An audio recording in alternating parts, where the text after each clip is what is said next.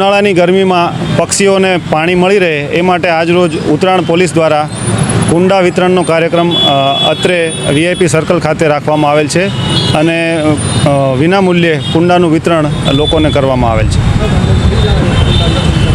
250 થી 300 કુંડાનું વિતરણ આજરોજ કરવામાં આવેલ છે।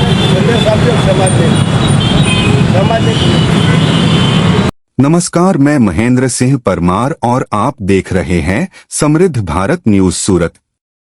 सूरत भीषण गर्मी के प्रकोप को देखते हुए जहां आम जनजीवन चिलचिलाती धूप से बेहाल है, वहीं बेजुबान पक्षियों और जानवरों के लिए पानी का संकट गहराता जा रहा है।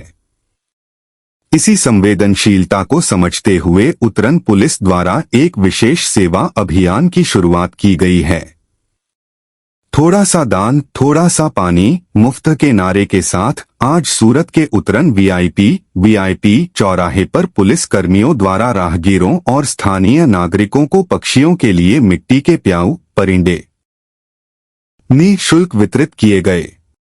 अभियान की मुख्य बातें जीव दया का संदेश। उतरन पुलिस का मानना है कि इस भीषण गर्मी में जब इंसानों को समय पर पानी मिलना मुश्किल हो रहा है तो बेजुबान पक्षियों की स्थिति और भी विकट है।